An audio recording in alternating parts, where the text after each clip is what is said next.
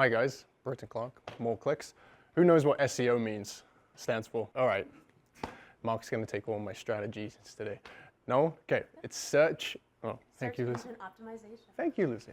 Right on. So essentially what we're trying to do is, Google is the search engine.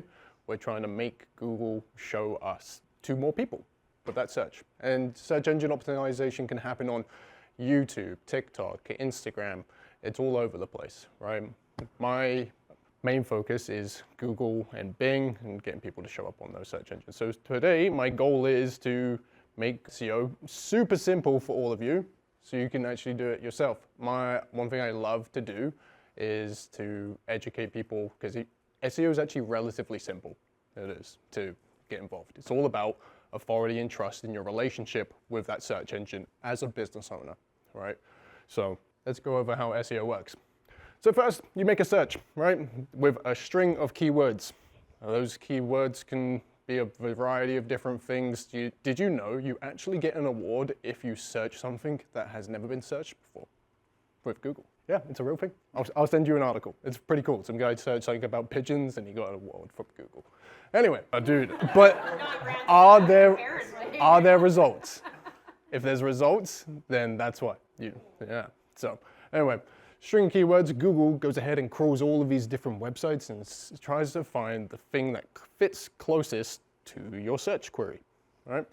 They will find a website that has the most authority, so most links talking about that website, or the most relevant information that speaks around that topic and can show their experience, expertise, authority, and trust, right? It's called EAT. It's an acronym that Google uses you're gonna tell me that it's not, EAT is a thing that is debated in the SEO community, whether or not it actually matters. I believe it matters, and it definitely matters for conversions either way. Anyway, Google will find that website and then provide you a list of results. That's essentially it. Thank you.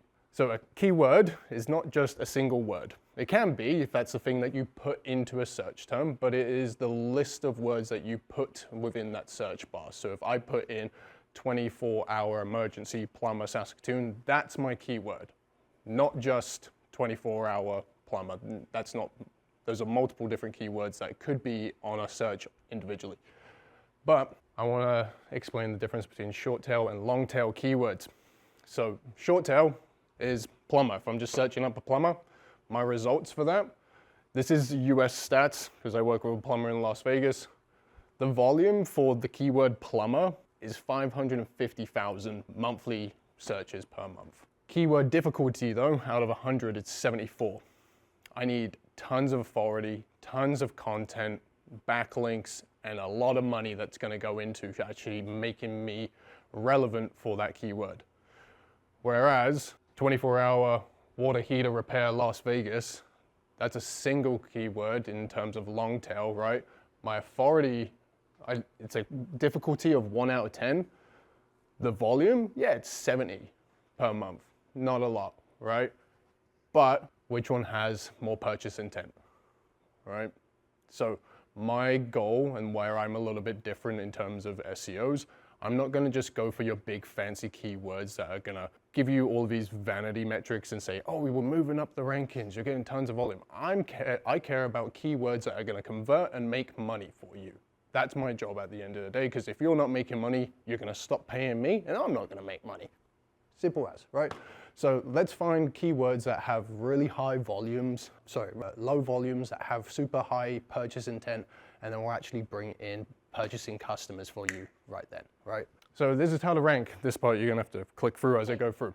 So this is a super basic way of how to rank. Each page has one target keyword. If my target keyword is 24-hour plumber Las Vegas, or 24-hour water heater repair Las Vegas, make a page that's specific to that, right? Because Google, again, wants to show the most relevant content. And if you can do this, it's called a compact keyword strategy. It's super good. So you have your H1 heading. If you think of a recipe book, you have like chicken noodle soup right at the top. That's your H1, right? Chicken noodle soup. We put that there, big in your big title. Next. In the first 100 words, put that keyword there too.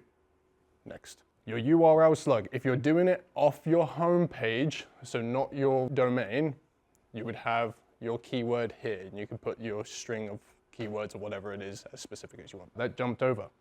That's okay. Your images alt tag. This is essentially a piece of text behind your image that explains to Google what this image is, right? Next, your page title. So Google will just make this. They will sometimes, depending, but your information that you put on the back end of your website still matters. So we want to put it in, you see, this is actually what I put website, right?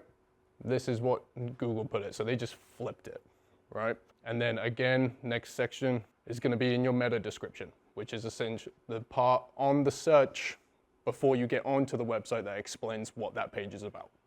Okay? So Google doesn't rank just websites, they rank pages. But they want to have topical relevance to that industry and so on. So I can't be an auto repair shop and start talking about being a bakery, right? Anyway, next. These are my ideal referrals. So cleaning companies, I have a rule. If I work with one company in one city, I'm not going to work with your competitor, right? If I work with Andre, I'm not going to go work with another plumber, just because I don't want to step on my own toes or I don't want to pull away revenue from him. That's an ethical thing for me. Yeah. So these are people I do not work with in Saskatoon at the current moment. So cleaning companies, painters, accountants, chiropractors, vets, landscaping companies, physiotherapists, moving companies, and pest control. If you hear my business is slow, my website's slow, I need a website, or I don't know how to show up for this keyword, send them my way. I'd love to give them just an education piece and then see if it makes sense for them. And if I do not think SEO makes sense for that business and they want leads like right now, SEO is a long-term strategy, right? That's to support long-term growth. I will tell you, I'm not just gonna sell you, right?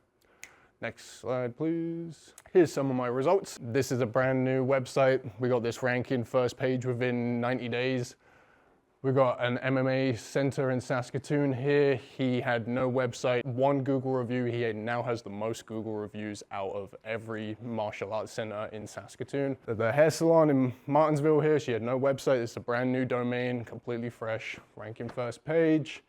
And a window tinting company, a renovation company, and reflexology. So I'm in all different kinds of sectors and it all kind of follows the same format. And questions? Yeah, I wish Ed was here today because Ed actually was the one that brought me over.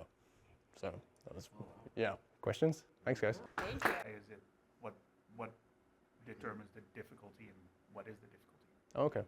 Well, keyword difficulty is essentially like how much competition is going for that keyword. So, for example, if I put in 24-hour plumber Saskatoon, well, plumber is in that search, right? If I build a page, there's so many plumbers in Saskatoon or HVAC companies, right? They're all targeting that keyword. So the more competition that there is, the more keyword difficulty, the more volume there is, the higher population, it's all gonna determine where it is. So, but a good point with that plumber search term, there's no local differentiator in that keyword, right? Google will take proximity into effect, so it will differ location to location. So is the idea to be as specific as possible if when you you're entering your keywords and you'll get the best result for what you're looking for? Yeah, yeah. Like if you know, like, are you talking in terms of doing your own SEO or as like a consumer? As a consumer. Yeah, if you know exactly what you want, put it right down to the T, I would, because the people at the top for those lower volumes are typically the people that are spending. For example, Centennial Plumbing and Heating, they have 2 in-house full-time people working consistently on all of their ads, and I think they're spending about 25 grand a month just on Google ads alone. Yeah.